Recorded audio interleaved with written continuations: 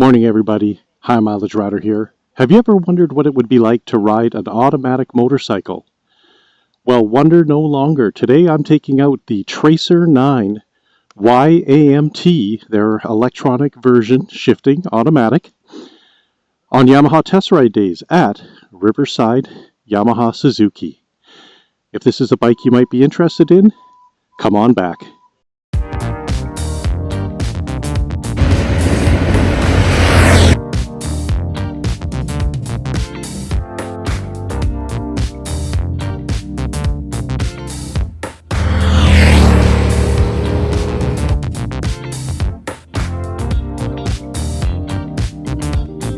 This motorcycle has an 890cc CP3 motor, makes 117 horsepower at 10,000 RPM, 69 foot-pounds of torque at 7,000 RPM.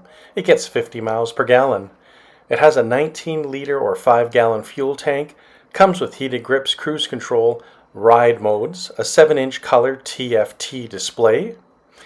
It has a one-hand adjustable windscreen.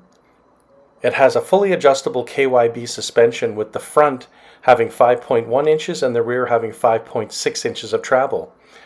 The front brakes are dual 298 discs 4-piston, and the front tire is a 120/70 ZR17. The rear brake is a single 267 disc 1-piston, and the rear tire is a 180/55 ZR17. The seat height is 33.3 inches. Okay, so foot on the brake in order to start this bike.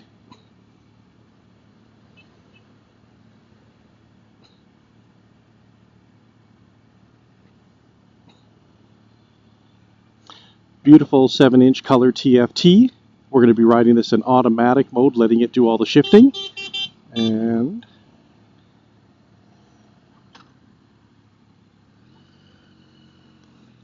And here we go. When we get out on the road, we'll tell you how she does.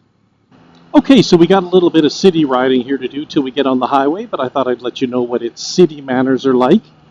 Very nice, very nimble. I'll put the weight of the bike here. The shifting with the automatic is very nice. There is a pronounced clunk you hear as it shifts gears so that you know that it has shifted. Currently I was in 4th and then it shifted down to 3rd. There are 2 modes in the automatic version. There's Drive, which is D, and D+, which is a little bit sportier.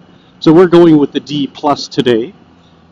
You change the modes with the mode button right here, and you could switch between automatic and manual by pressing the button that is on the front of the right-hand stalk. Right there, it says AT and MT. As I said, we're going to ride it in automatic mode today. Very good ergonomics, very easy to reach all of the controls for turn signals and such. Of course, on this side, on the left, is your horn, your hazards, your turn signals, your joystick, which controls everything that goes on your main screen as you're searching for information. And then of course your up and down paddle shifters if you were driving in the manual mode on the left hand side. On the right hand side you have the selector between manual and automatic. You have your start kill switch and you have the mode button. This has an adjustable, one-hand adjustable windshield, which apparently works phenomenally. We'll see what it's like when we get on the highway.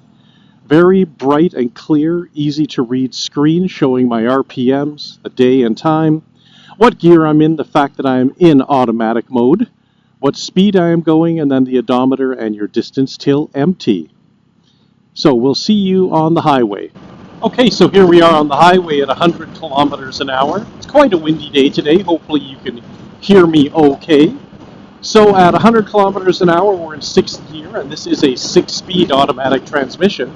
If you wanted to shift down in order to pass someone, you can just hit the selector button down here, and you'll watch right here. You'll see my gear.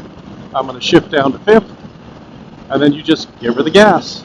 If you want to shift up, right in front of that is another shifter to shift up your gear. You can also do that by simply cracking the throttle, and once it reaches an appropriate RPMs, it will downshift for you. So the ride on this bike is very nice. I have not adjusted the suspension from the last rider, and it is very comfortable. We have horribly bumpy roads in Alberta, and this is soaking them up very nicely. Ergonomics-wise, my reach to the pegs is good. This is classified as a sport touring bike, so I have a little more knee bend than on my Super Tenere or my 2020 Goldwing, but it is not uncomfortable by any means. The seat is comfortable, firm.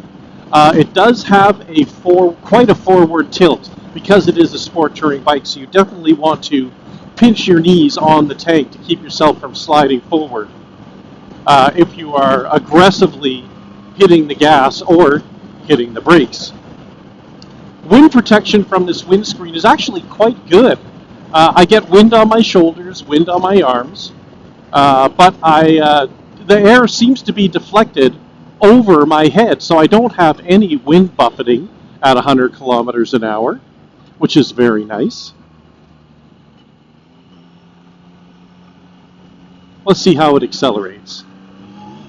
Third. Fourth at 120. Whee! Man, this triple motor is awesome. So it's choosing fourth. It went into fifth at 100 kilometers an hour, and then sixth to cruise. So yeah, as I say, the windshield actually does a really good job. I have no buffeting. Let's see if I can open my visor at highway speeds. Okay, so at highway speeds, if I open my visor, I do get wind in my face, but it is laminar or smooth air. It is not turbulent. There is no buffeting. My reach to the handlebars is good. Again, I'm 6 feet tall, 210 pounds. I have a 34-inch inseam. Mirrors are good. I have them adjusted. I see a little bit of my shoulders on each side. They do not vibrate at all at highway speeds. This bike is very, very comfortable. And for the, I'll put the price in here, but I believe it's $17,000 plus freight, PDI, taxes. And I believe for that price it comes with the bags. This is a hell of a motorcycle. I mean, it is nimble, extremely comfortable at a highway speed. Now, for Alberta highways, you'd normally be going a little faster than this. The highways are 110. Most people go 120, but of course you won't do that on a group ride. This bike has heated grips, as I said earlier, and cruise control. The cruise control is very easy to operate. You simply hit this button that says cruise mode. The light comes on here saying cruise is activated. When you set your speed, you simply press down for set. It turns green and tells you the speed that your cruise is set.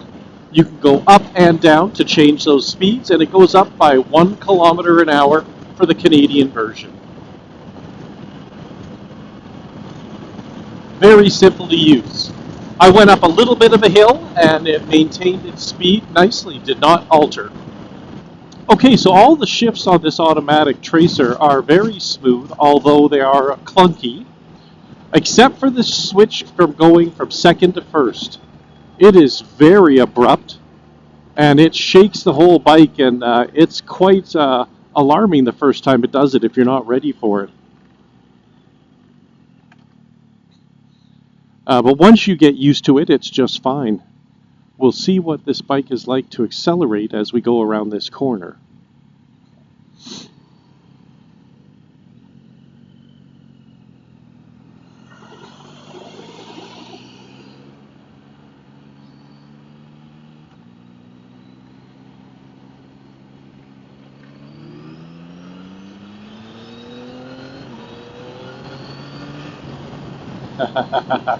That's nice. This motor is really nice. So it appears from the last light that I left from on the highway and this one that it pulls really well to 4,000 RPM. Then there's a bit of a flat spot from 4,000 to 7,000 RPM. And then it comes on like gangbusters after 7,000 RPM. So just so you're aware, when you ride this, there will be a little bit of a flat spot in the RPMs between 4 and 7,000. Nothing that would prevent me from buying the bike, but just something that you need to know. The power comes on at 7,000 RPM. And of course it makes most of its horsepower at 10,000 RPM. So yeah, for a test ride and initial first impressions, this is a beautiful motorcycle. If you're looking for something that you can ride in town and also do long trips on, with all the creature comforts as far as heated grips, cruise control, adjustable windshield, and for those who want it, the automatic mode, which does work very, very well, this would be something you might want to consider test riding. I quite like it, and of course you're going to get Yamaha quality and reliability, knowing you buy something like this and you can ride it for hundreds of thousands of kilometers without anything going wrong on it. Now, in looking at the automatic portion of the transmission, is it as smooth and as well refined as my Honda Goldwing? No. Having said that, though, Honda has been doing this for many more years than Yamaha. They've had their DCT transmission on the Africa Twin, the Goldwing, and now the Rebel. I believe you can get it on the Rebel 500 and the Rebel 1100. So they've had a decade or more to fine-tune it, and I'm sure with further refinements, in the firmware, the Yamahas will become just as silky smooth as the Hondas. So for the money, if you're looking for a sport touring bike, in either a manual or an automatic, I would highly recommend you give this bike a test ride. It is very, very nice. So one of the things I forgot to mention is that at highway speeds, when you're at 7,000 plus RPMs, the handlebars and the foot pegs do get a buzz to them. Nothing that puts my hands to sleep or anything, but you do feel it. So thanks for coming along for this test ride. If you have enjoyed this video, please consider liking it. Consider subscribing to the channel, hitting that notification bell. YouTube will let you know when we have new videos coming out. And until the next video, remember, keep that right hand cranked and the rubber side down.